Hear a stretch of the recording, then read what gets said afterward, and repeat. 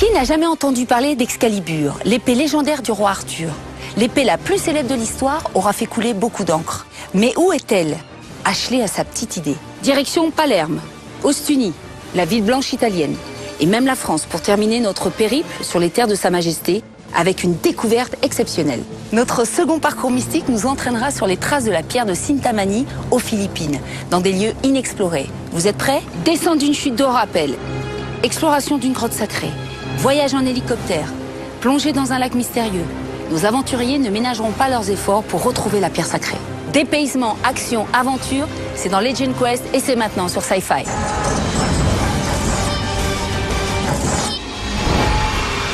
Aujourd'hui dans Legend Quest, je sillonne l'Europe à la recherche d'Excalibur, l'épée légendaire du roi Arthur. Puis les jungles d'Asie du Sud-Est. Il faut descendre en rappel. Au secours! Ashley! En quête de la pierre magique de Cintamani. Me voilà dans une petite salle. Je connais ce symbole. Regardez. Rejoins-moi, Kinga. Excalibur est sûrement ici.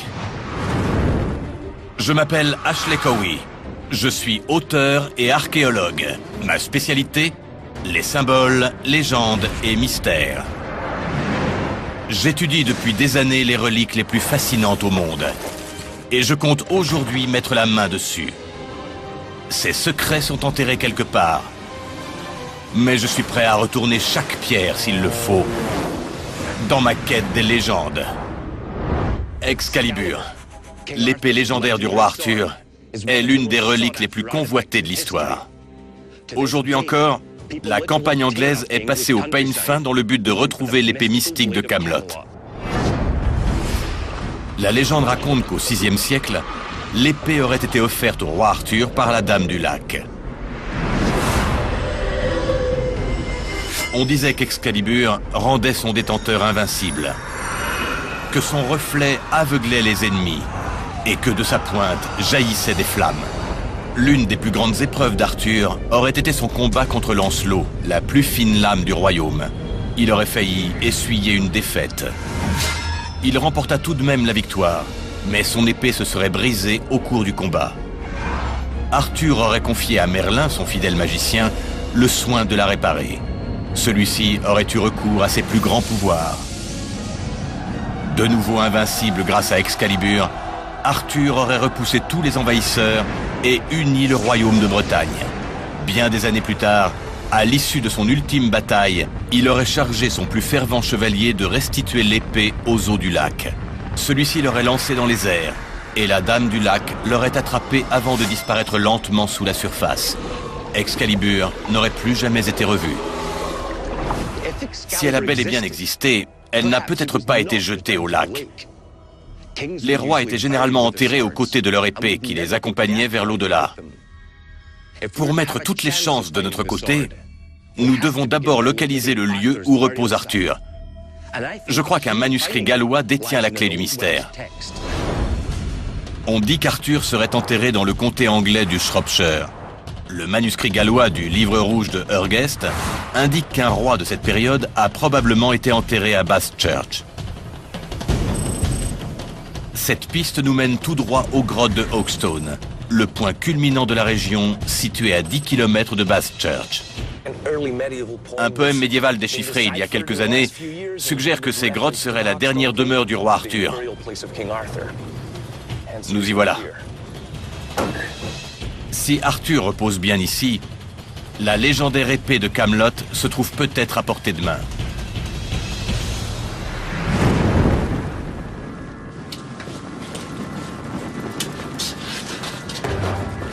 Des gravures datant du IVe siècle. Des hommes sont venus ici il y a 1700 ans.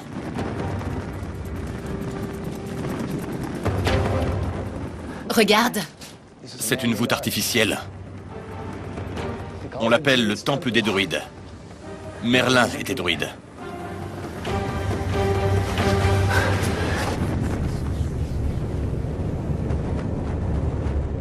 Arthur a pu reposer ici, mais aucune trace de sa tombe. Mais je suis sûr qu'on trouvera quelque chose ici. Bingo! Un lion. Exact. Belle pièce. Il peut y avoir des liens avec Arthur. Les lions symbolisaient le pouvoir. Voici ma théorie. Il existe un roi d'Angleterre qui s'est inspiré d'Arthur et qui possédait lui aussi une épée de très grande valeur. Cette statue est parfaitement parlante. Elle représente Richard Cœur de Lion. Des siècles après le règne d'Arthur, l'Angleterre est en péril. Son roi, Richard Ier, ratifie alors un traité avec Tancrède, le puissant roi de Sicile. Ce dernier fournit à son homologue anglais de puissantes ressources militaires en échange d'une épée. Une épée contre toute une armée? Il faut qu'on en sache plus sur les rapports qu'ils entretenaient.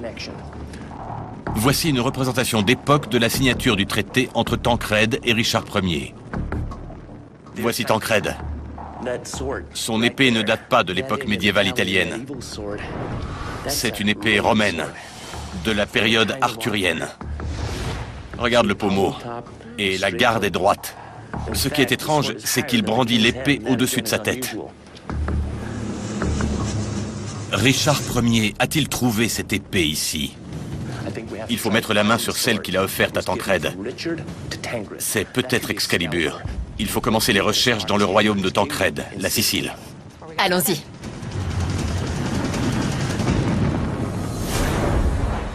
Notre prochaine étape, le palais de Tancrède à Palerme, le cœur de son royaume. Il y rassemblait ses biens les plus précieux. Excalibur s'y trouve peut-être. Il faut passer en revue tout ce qui se rapporte à l'iconographie, à la symbolique, et qui peut nous mener à Excalibur. C'est grandiose.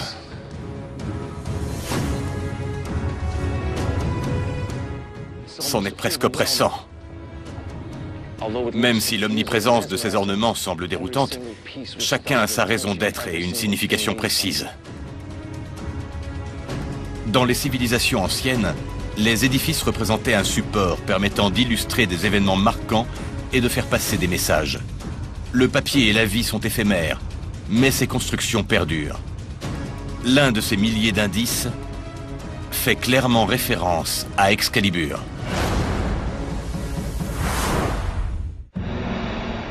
Nos recherches ont débuté en Angleterre, dans les grottes de Hawkstone, où nous avons relevé des traces du passage de Richard Ier, roi qui s'est inspiré d'Arthur.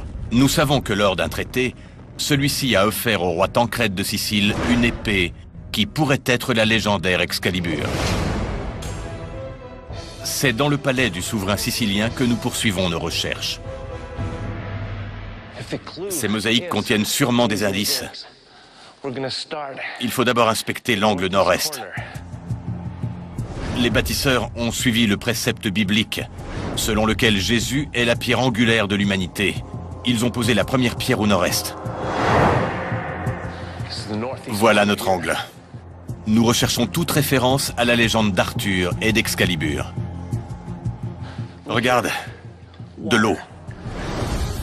D'habitude, dans une église, si l'on trouve des références à l'eau, c'est uniquement dans la crypte. Ça renvoie sûrement au lac où Arthur a reçu l'épée. Regarde sur la droite. Qu'est-ce qu'on sait de Merlin? Qu'il peut prendre l'apparence d'un cerf. Et juste derrière, où vivait Arthur? À Camelot. Et nous avons un château.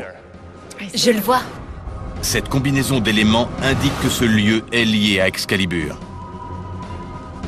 Pour découvrir l'emplacement de l'épée, nous devons nous tourner vers la deuxième partie la plus sacrée de l'édifice, l'angle sud-est. Voilà où Tancrède aurait indiqué où se trouve l'épée. Qu'est-ce qu'on voit? Marie et Jésus. Exact. Et qu'est-ce qu'il y a derrière eux? Une épée. C'est la seule qu'on ait trouvée. Et derrière, il y a une grotte. Oui, tu as raison. Cela veut dire qu'Excalibur est passé par ici avant d'être déplacé dans une grotte au cours des 900 dernières années. La présence de Marie et Jésus semble indiquer une grotte sacrée. Il y a tellement de détails. Il nous reste à découvrir un indice qui pourrait nous mener à une grotte.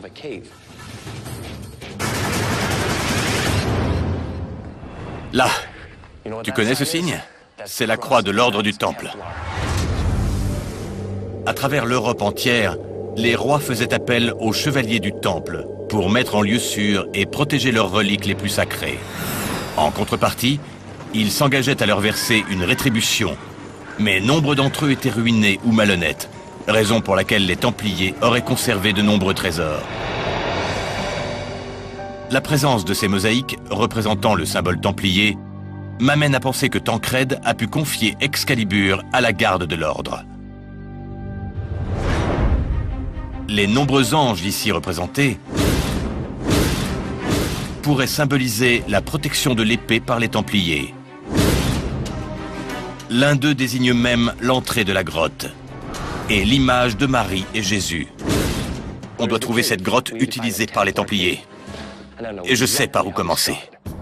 Par l'orientation choisie pour la première pierre d'un édifice, les Templiers désignaient également la direction d'un autre de leur site sacré, le nord-est, le point cardinal le plus sacré du cycle solaire.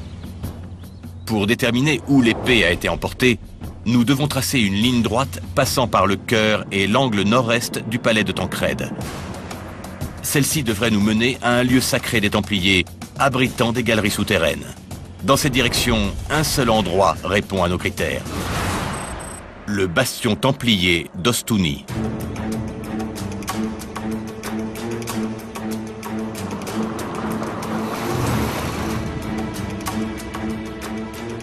Là-bas, nous rejoignons l'un de mes correspondants locaux.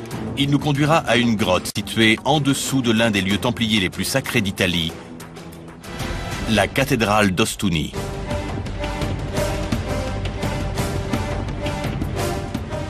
Les chevaliers du Temple utilisaient ces grottes au temps du roi Tancrède. L'endroit idéal pour dissimuler des reliques, telles qu'Excalibur. C'est une gigantesque voûte naturelle. Vous voyez l'entrée d'une petite grotte au fond? Elle est identique à celle de la mosaïque.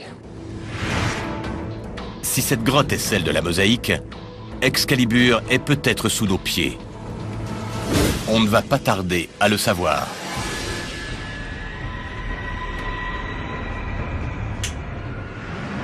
Tendez l'oreille. À tout à l'heure. Sois prudent, Ashley.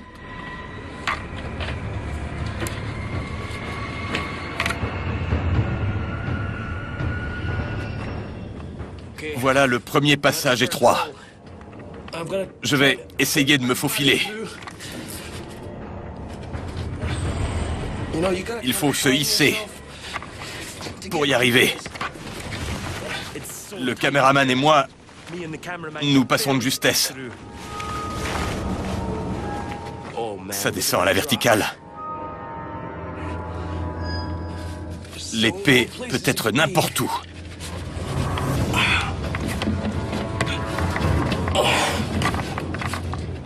Me voilà dans une petite salle. L'endroit rêvé où la cacher. Je n'avais jamais rien vu de pareil. Je suis bloqué.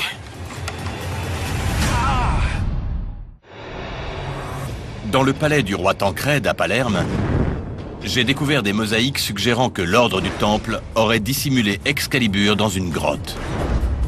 Peut-être celle où nous allons, en dessous de la cathédrale d'Ostuni. Me voilà dans une petite salle. Je suis bloqué.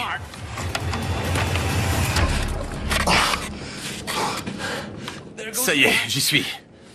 Ça débouche sur une salle. Je n'en vois pas le fond.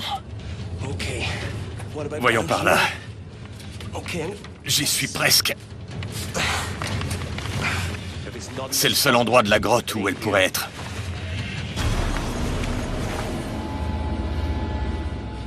Rien.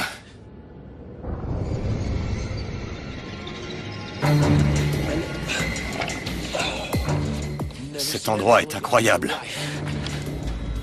Je suis persuadé que la piste des Templiers est la bonne.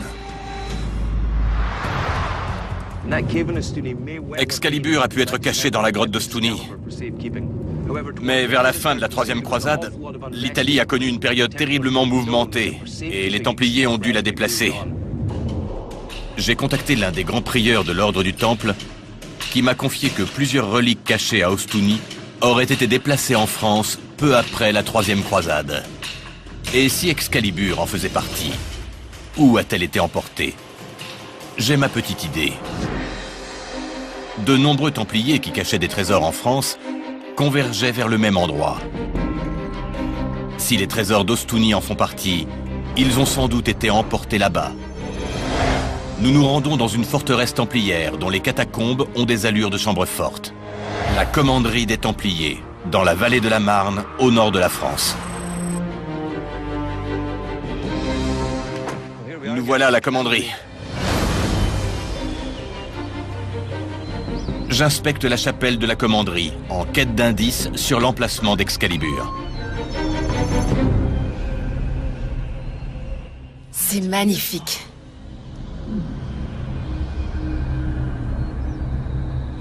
Regarde, Kinga. Marie et Jésus. Exactement la même image qu'à Palerme.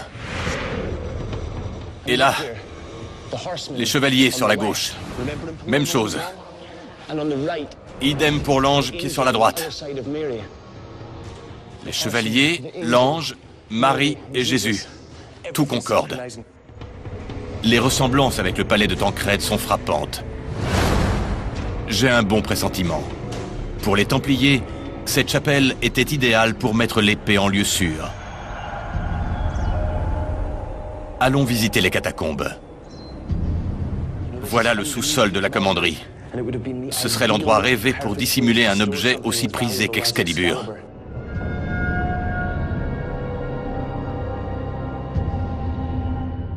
La clé de voûte triangulaire est typique des arches templières. Voici un passage. Il pouvait servir à déplacer des reliques ou de l'argent en cas d'attaque. Tout indique qu'il s'agissait d'une chambre forte.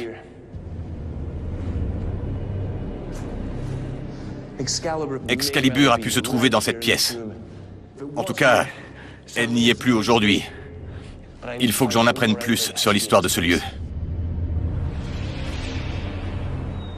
Ashley! Je dois savoir si une épée a été retrouvée ici. Je suis à la recherche d'un objet précis. Une épée. Savez-vous si un tel objet a été caché ici?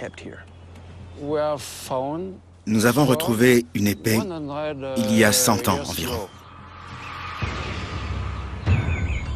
De quelle époque? Elle n'appartenait pas à un chevalier du Temple.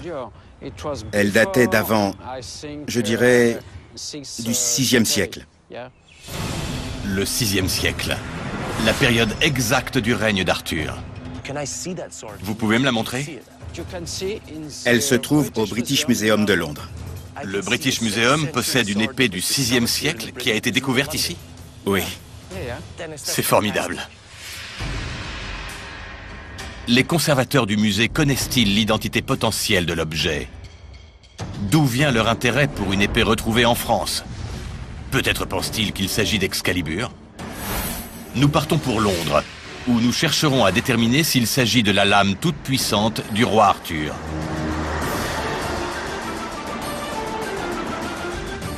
De retour en Angleterre, notre point de départ.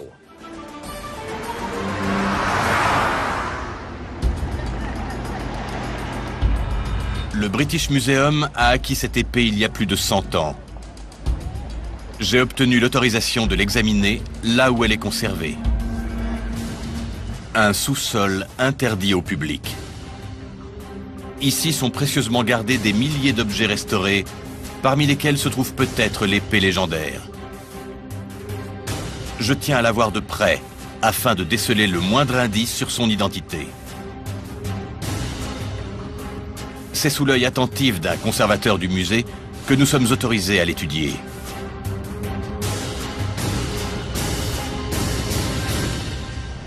À suivre dans Legend Quest, c'est sans doute l'indice qui nous permettra de savoir s'il s'agit d'Excalibur. Nous partirons sous les tropiques, en quête d'une pierre qui exaucera tous vos vœux. Regardez! Le British Museum a acquis l'épée provenant de la commanderie il y a plus de 100 ans. d'où vient leur intérêt pour une épée retrouvée en France. Peut-être pense-t-il qu'il s'agit d'Excalibur.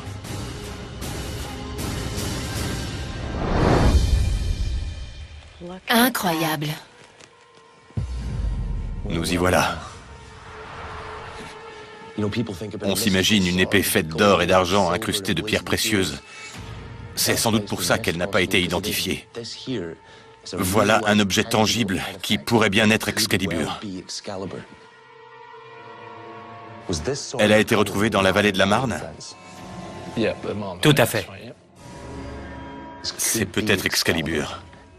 C'est une hypothèse audacieuse, mais fondée sur des indices solides. Elle date du VIe siècle et a été retrouvée dans la vallée de la Marne, là où nos précédents indices nous ont menés. Regarde, elle a été brisée, puis réparée. Rappelle-toi la légende. Arthur a combattu Lancelot. L'épée s'est brisée, puis a été réparée. C'est sans doute l'indice qui nous permettra de savoir s'il s'agit d'Excalibur. On touche au but. Nous avons peut-être sous les yeux la légendaire épée d'Arthur, conservée depuis 100 ans dans un tiroir. Les indices concordent. Sacrée aventure.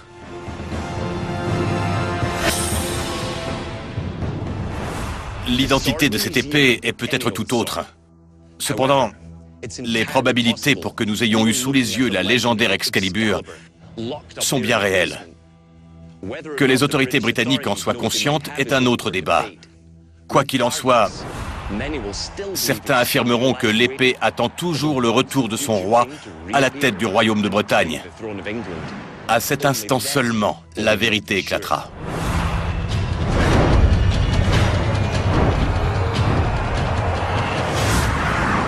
Cette pierre exauce tous les vœux, apporte la richesse et donne la vie éternelle. Une relique légendaire qui occupe une place considérable dans la civilisation extrême-orientale, la pierre de Chintamani. La légende raconte qu'elle est tombée du ciel sous la forme d'une météorite qui se serait écrasée au Tibet il y a 1600 ans. Les moines bouddhistes la vénéraient. Elle possédait, selon eux, le pouvoir d'exaucer les vœux et représentait donc l'objet de toutes les tentations. Il l'aurait donc dissimulée dans une mystique cité secrète appelée Shambhala. Au cours du siècle dernier, le lieu a fait l'objet d'expéditions les plus sérieuses dans l'Himalaya. Les nazis, une équipe américaine envoyée par Roosevelt, et même un célèbre explorateur russe, Nicholas Roerich, sont partis en quête du précieux objet. Mais aucun d'entre eux n'est parvenu à localiser Shambhala ni la pierre. Peut-être cherchait-il au mauvais endroit. J'ai récemment appris qu'avant sa mort, Nicholas Roerich prévoyait des recherches aux Philippines. Après avoir regardé dans d'anciens manuscrits, je pense que les Russes étaient sur la bonne voie. Tout d'abord, Shambhala est décrit comme étant un paradis tropical, ce qui exclut la région glaciale de l'Himalaya. Ensuite, une version de la légende la situe sur une île d'une mer du Sud, au large de la côte est de l'Inde, ce qui désigne les Philippines, situées dans la mer de Chine méridionale, où les moines tibétains auraient pu cacher la pierre, loin de leur terre d'origine. J'ai donc décidé d'y commencer mes recherches.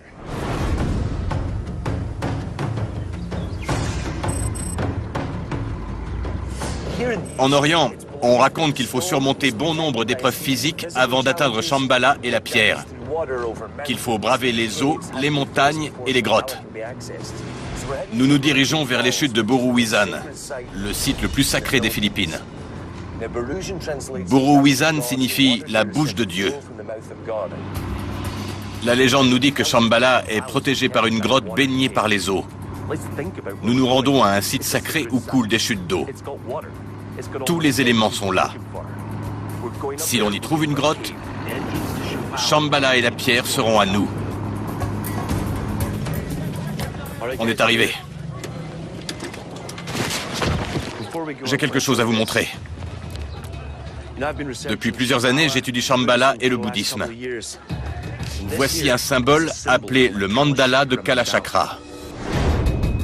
Il s'agit d'une représentation de la cité perdue de Shambhala. on y voit un temple carré entouré de 3 cercles concentriques. Shambhala et le mandala, c'est donc la même chose. C'est peut-être la clé du mystère. Nous engageons un guide local pour nous mener jusqu'aux chutes. Vous êtes Mike? Oui. Kinga, enchanté. Vous m'avez parlé d'une pierre? La pierre de Shintamani. Je connais un ancien qui vous en dira plus. Il nous fallait quelqu'un du coin, et un ancien, c'est encore mieux. En route. Si cet homme peut nous mettre sur la bonne voie, c'est gagné. Je vous présente Felipe. Merci de nous accueillir. La pierre de Shintamani que vous cherchez est grosse. Elle fait cette taille-là et a la forme d'un œuf? Elle n'est pas à un endroit en particulier. On peut dire que l'ancien reste relativement vague. Lorsqu'il apprend que nous allons aux chutes de Buru-Wizan, il nous met en garde. Soyez prudent en gravissant la montagne. Elle est peuplée de nombreux esprits. Vous pouvez nous aider à nous en protéger? Je vais vous bénir avant votre départ. Il a entendu parler de cette pierre, signe que nous sommes au bon endroit. Je vous bénis. Soyez prudent. Bonne chance.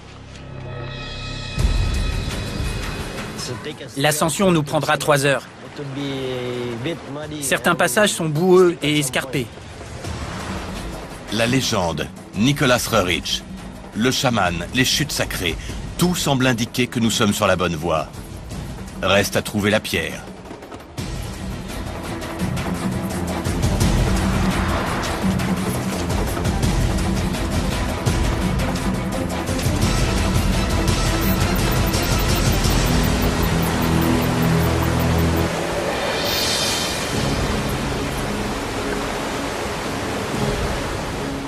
C'est très haut.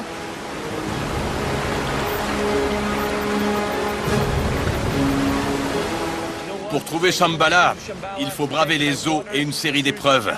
Et nous avons marché longtemps pour atteindre ces chutes. Il faut descendre en rappel. En rappel? Shambhala est protégé par une grotte baignée par les eaux. Cette chute est surnommée la bouche de Dieu. Elle dissimule peut-être l'entrée de la cité perdue. Il faut qu'on en ait le cœur net.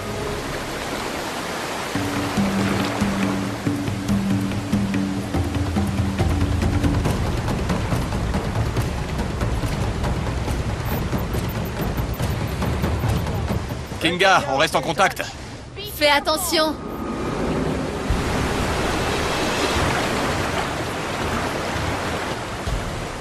Si cet endroit abrite une grotte qui mène à Shambhala, elle se trouvera derrière la chute. Mais la descente promet d'être mouvementée. Qu'est-ce qu'il y a derrière? Une caverne? Je vois une grande cavité creusée dans la falaise. Il faut que j'arrive à me balancer. Je n'arrive pas à prendre assez d'élan, mais je vais m'aider avec des branches. Voilà. Non. Ashley! Ashley! Au secours!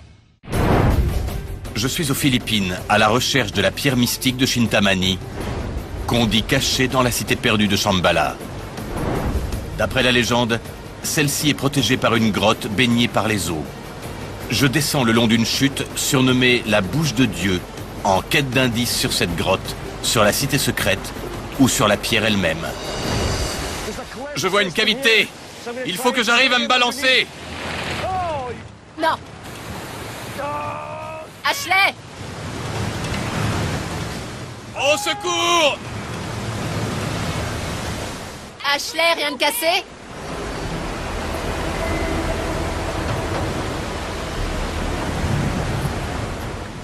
C'est pas vrai. Aucune trace de grotte. Il faut s'y prendre autrement. Rejoins-moi, Kinga. La chute n'abrite aucune entrée de grotte pouvant conduire à Shambhala. Kinga et moi allons devoir inspecter le fond du lac.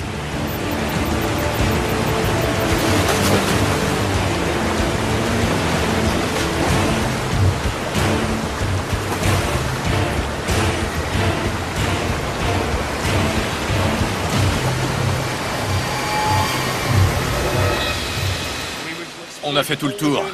Je suis allé derrière la chute. Aucune trace d'entrée. La chute d'eau sacrée est une impasse. L'accès à Shambhala se faisant par une grotte, peut-être vaut-il mieux se concentrer sur cet aspect de la légende. La clé du mystère de Shambhala et de la pierre tient sûrement dans une grotte correspondant à d'autres éléments du mythe. Sur une carte, je localise une grotte considérée comme sacrée. Je demande à notre guide s'il la connaît. C'est la grotte de Sumaging. D'après la légende, y pénétrer porte chance. Cette grotte porte chance? Oui. Ça concorde. Nous savons que la pierre de Chintamani apporte la chance et exauce les vœux. Vous pouvez nous y emmener? Oui.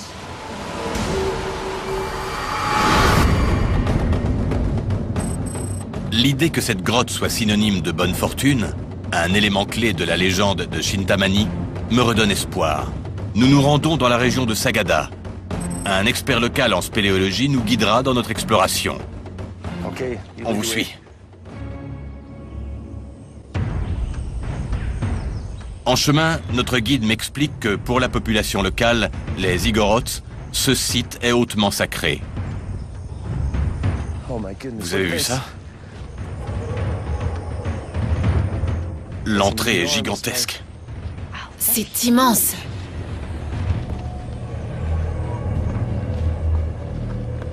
Qu'est-ce que c'est? Des cercueils. Vraiment? C'est une grotte mortuaire. L'endroit est hautement sacré. Il est gardé par des esprits afin de décourager les curieux. Pour les moines bouddhistes, cela devait en faire une cachette parfaite pour la pierre de Chintamani. Nous sommes à la recherche d'une salle gardée par les eaux qui pourrait mener à Shambhala. Nous devons descendre le plus profond possible. Le sol est jonché d'ossements, vous les voyez?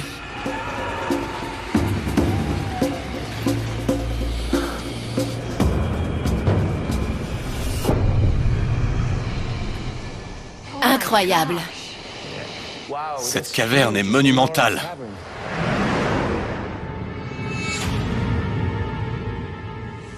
Je comprends pourquoi elle est à ce point sacrée.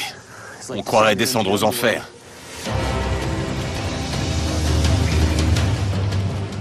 Il fait très froid. On sent un courant d'air monter du cœur de la grotte. Je propose de continuer.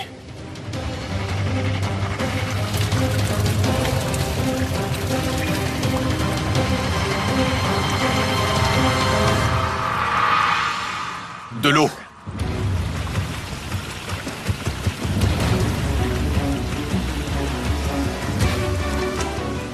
Tu vas tomber de haut. C'est dingue. Nous descendons la source durant plus d'1 heure.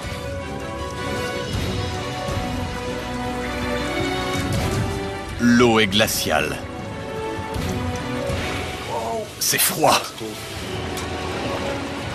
Toutes les sources d'eau convergent ici, dans cette cavité. Un minuscule bassin naturel, au plus profond de la grotte. Ça doit être ça.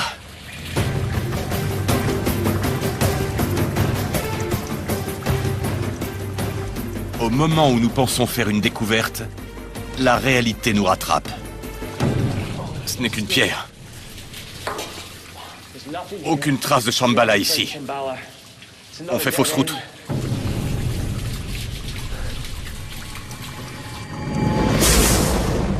Toujours pas de pierre de Chintamani.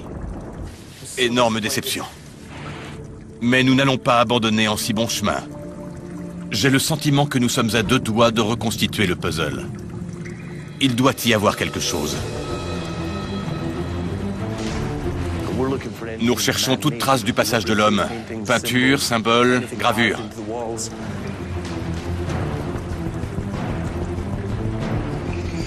Nous semblons mal partis. Quand soudain, en ressortant de la grotte, une surprise nous attend. Vous avez vu ça? C'est un symbole très intéressant. Je le connais. Il est sculpté dans le bois, à l'entrée de la grotte. C'est un symbole bouddhiste. Le gecko signifie vent de flamme. Ce n'est pas une simple décoration. C'est la seule sculpture ici présente. Ce cercueil est à l'écart des autres. Quelle est la signification de ce symbole sculpté sur un cercueil? Les moines bouddhistes l'ont probablement placé ici pour indiquer la direction de Shambhala. Mais la cité perdue est associée à l'eau. Quelle conclusion doit-on en tirer? Notre guide nous présente un ancien de son village. S'il existe un lien entre Shambhala et le symbole du gecko, j'espère qu'il me dira lequel. Pourriez-vous me parler de l'histoire des populations locales?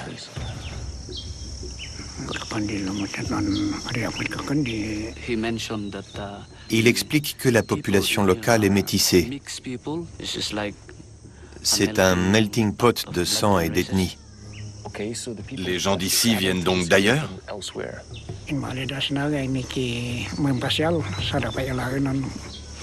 Du volcan Taal. Un volcan. Est-ce là ce que m'indiquait le symbole? Le vent de flamme qu'incarne le gecko pourrait donc être une éruption volcanique. Le pied du volcan Taal se trouve être la terre ancestrale des Igorotes. Merci beaucoup. Merci. J'ai trouvé Kinga. Son peuple est issu d'un mariage entre les Igorotes et des populations venues de loin. Et si les Igorotes avaient aidé les bouddhistes à bâtir Shambhala aux abords du volcan? Le volcan entre en éruption, forçant les Igorotes et les bouddhistes à fuir vers le nord, ce qui expliquerait la présence du gecko à l'entrée de la grotte. Celui-ci pourrait indiquer la direction de Shambhala. Shambhala a pu être englouti sous la lave. La pierre de Chintamani s'y trouve peut-être encore. Il nous faut un hélicoptère pour aller au lac Taal.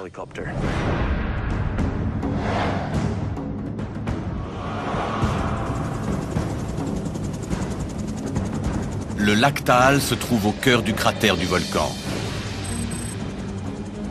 En le survolant, je sens que les recherches ne font que commencer. Si Shambhala existe, elle est ici. Nous approchons de notre dernière destination à la recherche de la cité perdue de Shambhala et de son trésor, la légendaire pierre de Chintamani. Les recherches n'ont jusqu'à présent rien donné. Notre seule piste, le symbole d'un gecko synonyme de vent de flamme. Il m'a mené au lac Taal, où une éruption volcanique aurait pu ensevelir Shambhala et sa pierre précieuse. Regarde à 2 heures, Kinga. Tout devient clair. Souviens-toi du mandala et des 3 cercles concentriques. Les voilà, nos 3 cercles. L'eau, la terre et le lac.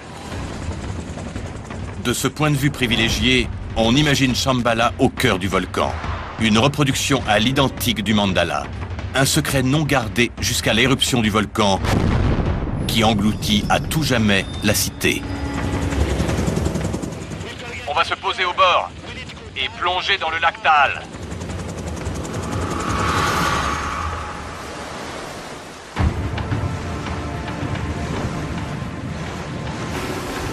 Un sonar à la pointe de la technologie nous permet de sonder le fond du lac à la recherche d'indices. Nous avons fait tout le tour. Le fond est plat comme la main. Depuis 1 heure, on ne voit aucun relief. Ce qu'on cherche, c'est une butte ou une cuvette.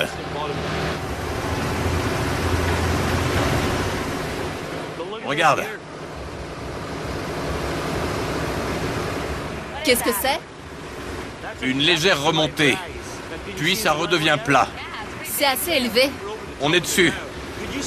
Vous pouvez couper le moteur? Cette montée doit faire plus de 10 mètres de dénivelé. Ici, ça redescend. On tient une piste. Jetez l'ancre, on plonge ici. En balayant les fonds, le sonar détecte une montée. La seule structure qui puisse correspondre à la cité perdue. Je vais aller voir ça de plus près.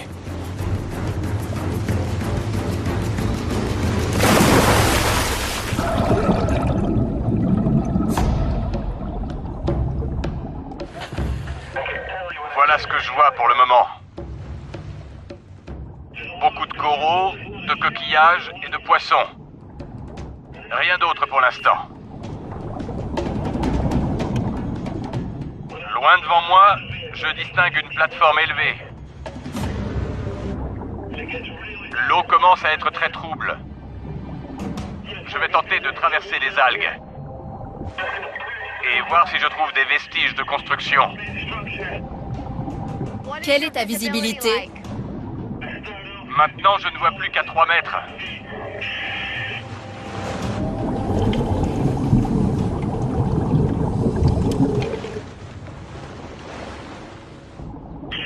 Je ne vois plus grand-chose. J'ai une visibilité d'un peu plus d'1 mètre. Le problème, c'est les algues.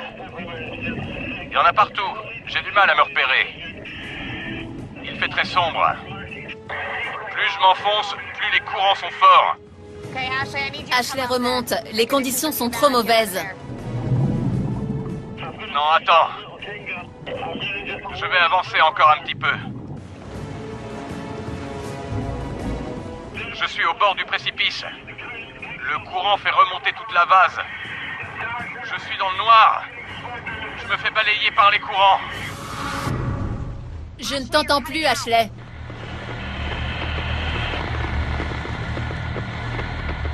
Ashley!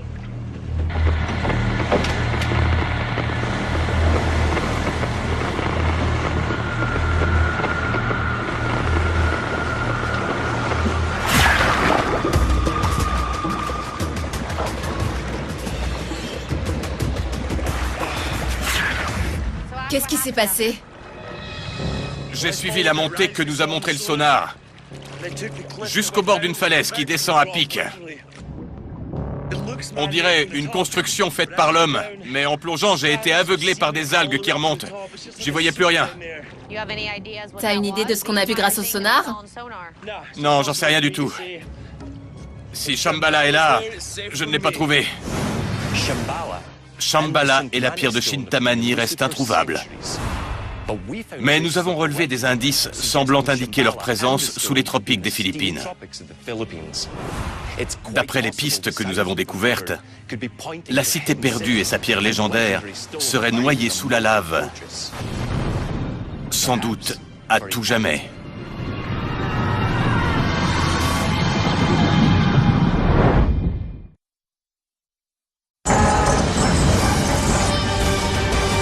Aujourd'hui, nous avons probablement eu sous les yeux l'épée du roi Arthur.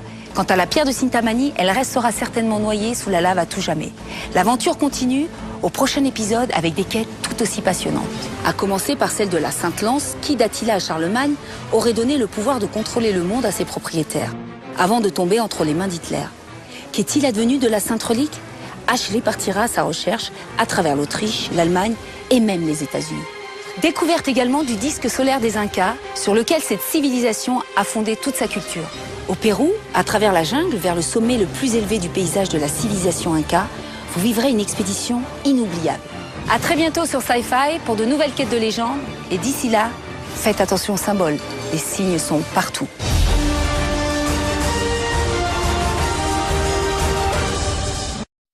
Ce programme vous a été présenté par Sci-Fi.